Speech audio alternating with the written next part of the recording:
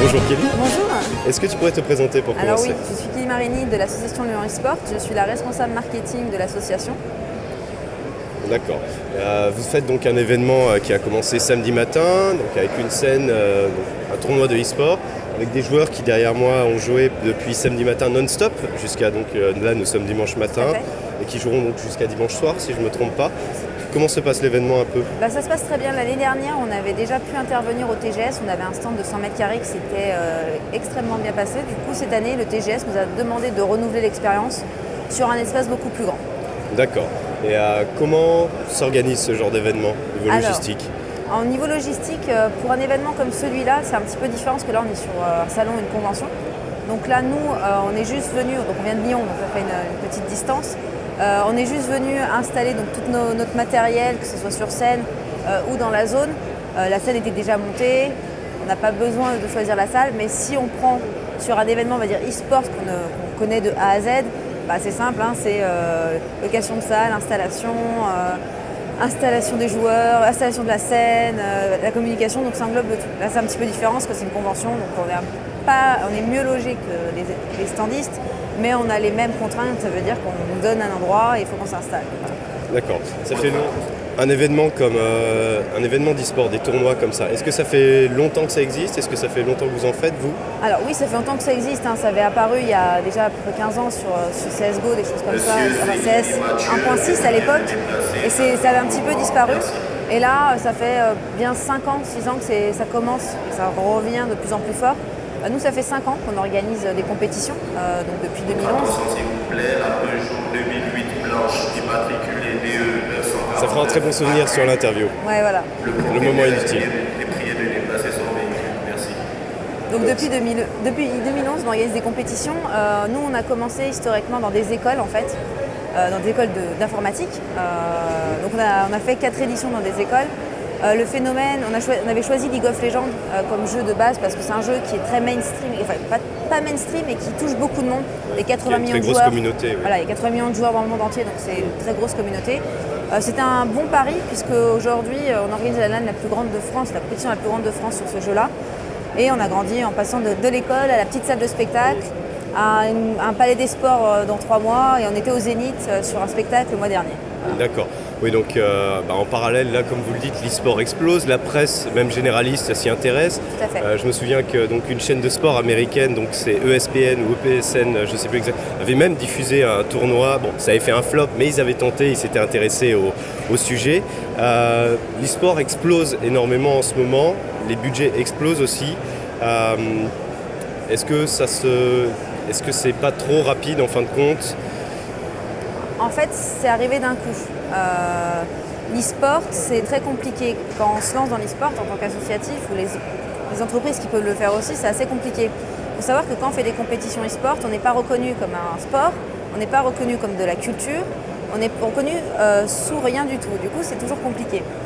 Ça va un peu vite pour plusieurs raisons. Il y a beaucoup d'acteurs qui font beaucoup de lobbying auprès des élus, c'est très long.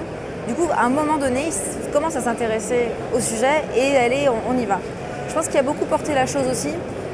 Cette année, Riot Games, qui est un gros éditeur, le gros éditeur de League of Legends, a organisé sa Coupe du Monde en partie en France. Oui. Du coup, Alors qu'avant, c'était en Corée, pour ceux qui ne le savent pas. L'année dernière, c'était en Corée, tout à fait. L'année d'avant, c'était aux États-Unis. Avoir organisé quelque chose en France, même si c'était que les phases de groupe finalement, comme au foot et choses comme ça, et après dans les différents pays européens, ils se sont dit il y a quand même un phénomène. Quand ils sont allés, ils étaient au Dog Pullman, quand ils sont allés voir au Dog Pullman, ils ont vu tous ces gens, ils se sont dit oui, quand même, ça commence à grandir. Et de plus en plus, on le voit, l'équipe suivait la compétition de League of Legends et retransmettait sur le site. Le monde Pixel était aussi également présent. L'expansion, on voit vraiment que le monde économique commence à comprendre qu'il y a un véritable marché, que l'e-sport, c'est un marché à part entière et qui peut presque se rapprocher au sport parce qu'on a des joueurs pros, on a des managers, on a un mercato, on a des coachs, on a aussi également des grosses compétitions et il y a de l'enjeu. On peut devenir champion du monde de League of Legends par exemple, ou champion du monde de Dota ou de Hearthstone, voilà. À ce niveau-là, bon, c'est un peu le moins glorieux, mais je sais que Stéphano le disait avec beaucoup d'humour, Mais il y a eu donc, pour ceux qui ne le sauraient pas, il y a eu récemment des scandales de matchs truqués, de dopage. La mafia coréenne, il paraît aussi blanchirait de l'argent dans les paris d'e-sport. En France, le pari est... moi j'ai demandé à l'Argel qui s'occupe des paris. L'e-sport, on ne peut pas parier dessus pour le moment, c'est interdit par la loi.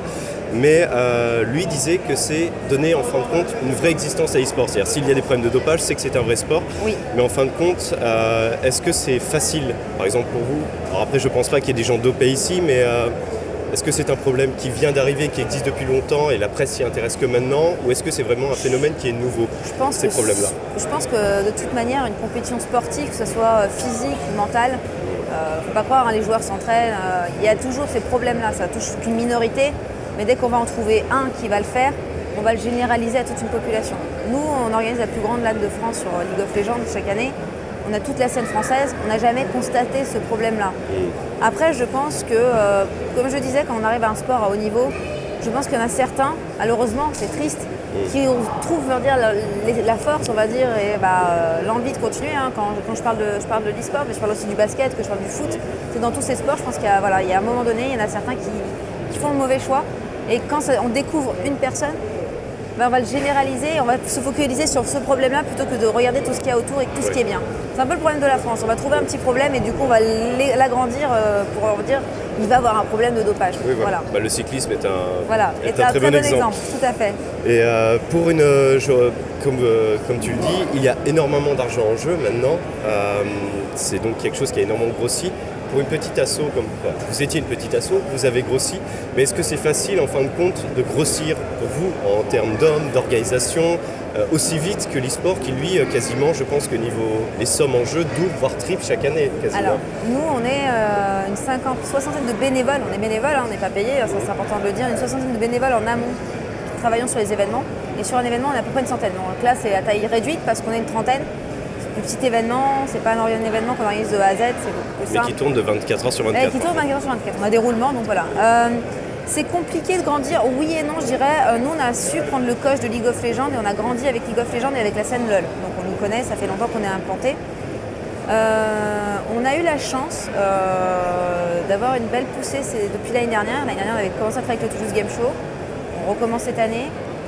On a eu la chance d'avoir la DreamHack l'année dernière. Donc on était, s'occuper de tous les tournois, plusieurs tournois à la DreamHack l'année dernière.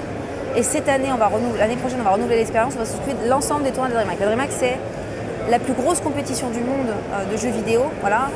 Elle a eu en ce moment même aussi en Suède où il y a 20 000 joueurs, donc là c'est énorme. En France, c'est beaucoup plus petit, c'est à taille réduite. Et c'est la marque s'est implantée en France et on nous a appelés pour gérer toute la partie tournoi. Donc finalement, c'est compliqué de grandir, mais il faut savoir que nous, en fait, on est une association qui avons comme vocation d'aider un petit peu ceux qui organisent des tournois, d'aider ceux qui organisent des tournois, pas que LOL, parce que nous, on a un savoir-faire qui est beaucoup plus vaste que ça, et d'aider à démocratiser l'e-sport. Donc c'est pas si compliqué, vu qu'on fait appel à nous un peu pour nous, et du coup, ça nous aide à continuer à grandir aussi, parce que ça nous permet de prendre des salles plus grandes, ça nous permet de faire un spectacle au Zénith de Toulouse qu'on a fait le mois dernier devant 3000 personnes.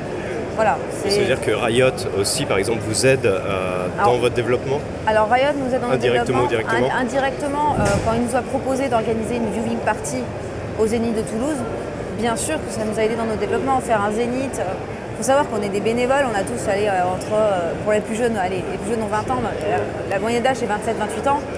Organiser un Zénith en un mois, c'est assez impressionnant. Et quand on arrive à faire ce qu'on fait, oui, c'est bien. Et du coup, Riot, oui, nous confie des projets et du coup, nous nous permet de continuer.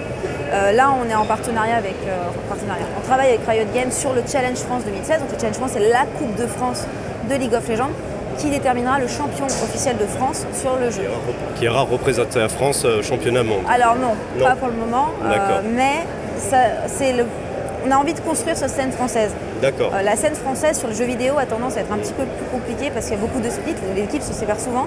Et du coup, nous, on a envie de construire, de faire quelque chose qui va être récurrent et de montrer en fait que oui, Riot a désigné avec l'e-sport le champion de France de League of Legends. D'accord. Tu parlais donc des bénévoles qui ont la moyenne d'âge de 20 ans. Quand vous avez rempli le Zénith... 28 maintenant. Voilà, mais une moyenne d'âge entre 20 et 30 ans. Voilà. Le public au Zénith, c'était tout âge ou c'est quoi comme public qui vient voir de l'e-sport? Alors, moi je dirais que c'est tout âge. Tout âge. Nous, on a vu un glissement d'âge assez en un an, là. On l'a constaté cette année. nos joueurs habituels ont vieilli et on a les nouveaux joueurs qui arrivent mais ils continuent à venir. Et on a de plus en plus de familles qui viennent avec leurs enfants, des grands-parents qui viennent avec leurs enfants, ou leur disent c'est ta journée, profite. Des parents qui filment les finales pour leurs enfants. Enfin, on a vraiment ce phénomène qui est, les parents commencent à comprendre, on va dire les plus jeunes parents, on va dire qui ont maximum 40 ans, voient qu'il y a un phénomène, voient que leurs enfants sont fans, et du coup les emmènent et ils s'intéressent à la pratique de l'e-sport.